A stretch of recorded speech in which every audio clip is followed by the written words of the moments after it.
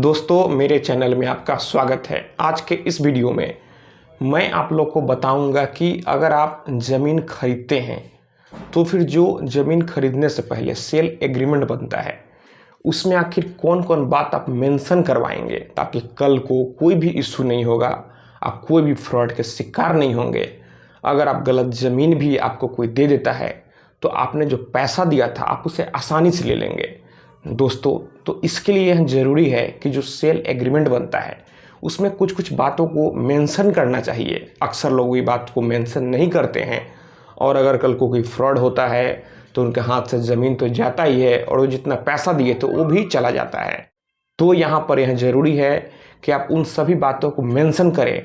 तो आखिर वो कौन सा बात है आप जानना चाहते हैं तो आप इस वीडियो को पूरा ज़रूर देखें। सबसे पहले सेल एग्रीमेंट में आपके राज्य में जितने रुपए के स्टाम्प पेपर पर एग्रीमेंट बनाने का नियम है आप उतने रुपए के ही स्टाम्प पेपर पर एग्रीमेंट बनाएं। कई लोग पैसा बचाने के लिए कम रुपए के स्टाम्प पेपर पर एग्रीमेंट बना लेते हैं और अगर कल को कोई विवाद होता है, मामला कोर्ट में जाता है तो फिर यहाँ पर दिक्कत होता है। तो आप सबसे पहले इन बातों का ध्यान रखें। फिर उसके बाद जो भी सेलर है, बायर है, उन दोनों का नाम पता अच्छे से मेंशन होना चाहिए।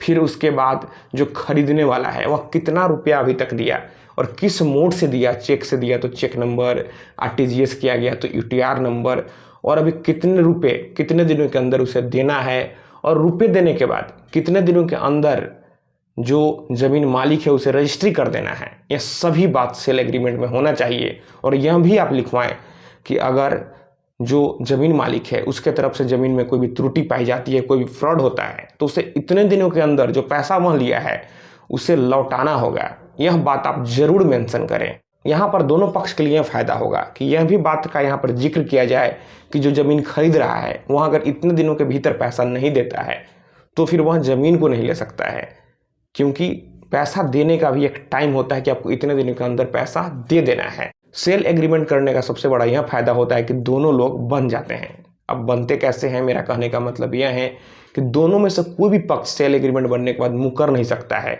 अगर हो सकता है कि ज़मीन मालिक को कोई अच्छा कस्टमर मिल गया, आप यहाँ पर जो उसे रेट दे रहे थे उससे अधिक रेट अगर कोई और दे रहा है तो वह उससे ज़मीन रजिस्ट्री नहीं करेगा बल्कि आप ही से करेगा, क्योंकि यहाँ पर सेल एग्रीमेंट बना है और वह कानूनी रूप से यहाँ पर बंध गया है। तो दोस्तों यहाँ पर सेल एग्रीमेंट बनाने का सबसे बड़ा यही फायदा है कि दोनों पक्ष में से कोई भी मुकर नहीं सकता है और यहाँ पर कोई भी पार्टी, दोनों में से यहाँ पर कोई भी पार्टी मनमानी नहीं कर सकता है। और यहाँ पर जो पैसा दे रहा है उसे भी एक लायबिलिटी होगी कि इतने दिनों के भीतर मुझे पैसा दे देना है, वह भी सीरियस रहेगा। और जिसका ज़मीन है वह भी सीरियस रहेगा, वह भी समय पर रजिस्ट्री करेगा और वह मुकरेगा नहीं और किसी को वह ज़मीन नहीं देगा। अगर आपसे एग्रीमेंट बन गया है तो वह आप ही को ज़मीन देगा।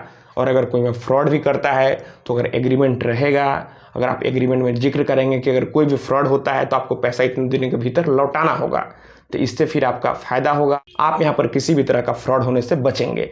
तो दोस्तों मैं आशा करता हूँ आपको ये वीडियो पसंद आई होगी।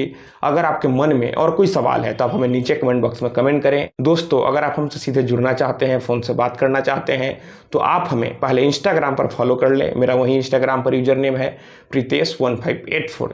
तो दोस्तों आप इस वीडियो को अधिक से अधिक अपने दोस्तों और रिश्तेदारों में भी ज़रूर शेयर करें। हम लोग मिलते हैं अगले वीडियो में एक नए टॉपिक के साथ। तब तक आप अपना और अपने परिवार का ख्याल रखें।